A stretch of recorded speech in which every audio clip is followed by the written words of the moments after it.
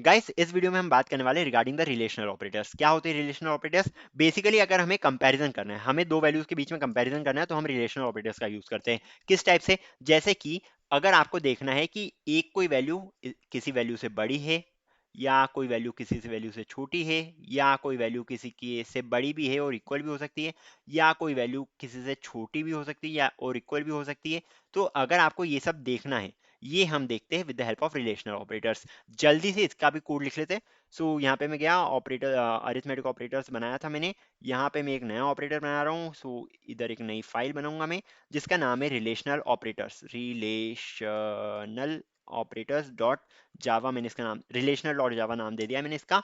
And यहाँ पे मैं क्या करूंगा, सबसे पहले तो इसको हटा सकते हो, कोई प्रॉब्लम नहीं है, बिकॉज हम उस फोल्डर के अंदर ही वर्क कर रहे हैं। सो ऐसा प्रॉब्लम नहीं आएगी।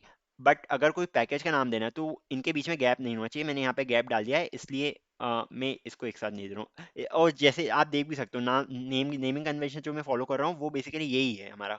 मैं किसी भी नाम में गैप नहीं दे रहा हूँ। डॉट जावा के पहले कहीं पे भी आपको गैप नहीं मिलेगा, मैंने यहाँ पे दे दिया था, इसलिए मैं पैकेज को इंक्लूड नहीं कर पा रहा हूँ। अगर गैप नहीं होता तो पैकेज वो वाला इंक्लूड हो जाता, नहीं तो अगर गैप है तो ये एरर देगा हमें।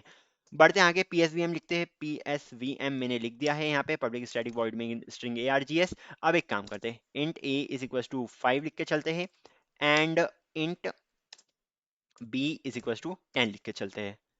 अब हमें क्या करना है? हमें ये करना है, हमें इनके बीच में कंपैरिजन करना है। पर कंपैरिजन का रिस्पॉन्स हमें कैसे मिलेगा?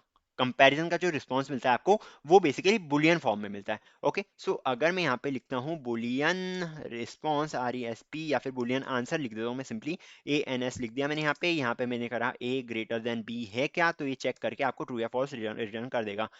अगर मैं यहाँ पे सिस आउट लिखता हूँ, सिस आउट मैंने लिखा, एंड यहाँ पे मैं ANS की वैल्यू डाल रहा हूँ।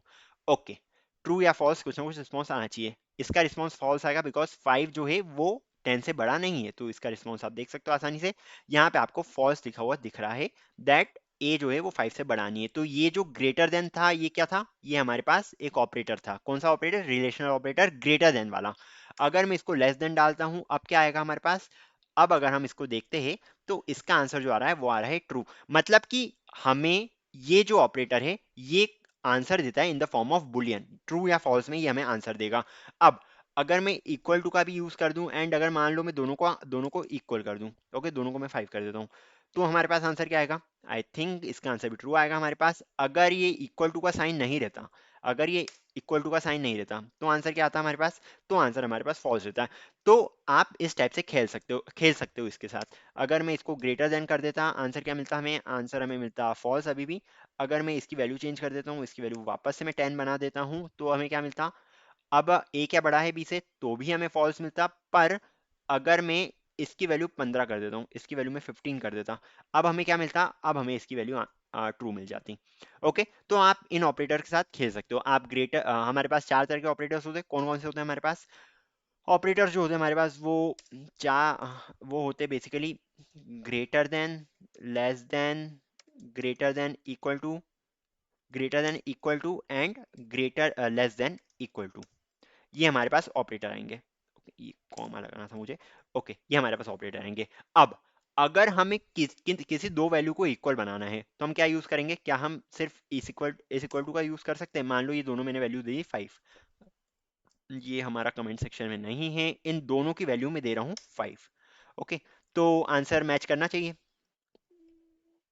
या इन दोनों की वैल्यू मैंने कर दी है 10, आंसर मैच कर जाना चाहिए। क्यों नहीं कर रहा है ये? बिकॉज हमारे पास जो रिलेशनल ऑपरेटर होता है कंपैरिजन के लिए, कि अगर वो इक्वल है, अगर दो वैल्यूज इक्वल है, तो उसके लिए हम डबल इक्वल टू लगाते हैं। जैसे ही हम डबल इक्वल टू लगा देंगे, हमारे पास आंसर आ जाएगा एज ट्रू, जैसा कि आप देख सकते हो यहाँ पे। ओके, हमारे पास आंसर आ चुका है एज ट्रू। तो होप सो आपको समझ में आ गया होगा। एक होता है ग्रेटर देन वाला ऑपरेटर, एक होता है लेस देन वाला operator, greater than equal to वाला operator, less than equal to वाला ऑपरेटर, एंड इसको हम बोलते हैं इक्वल्स ऑपरेटर। ओके, क्या बोलते हैं? इक्वल्स। कि अगर दोनों वैल्यू जो है वो इक्वल आ जाती है, तो हमको आंसर में आ जाएगी वैल्यू ट्रू। ओके, तो रिलेशन ऑपरेटर आई थिंक आपको क्लियर है।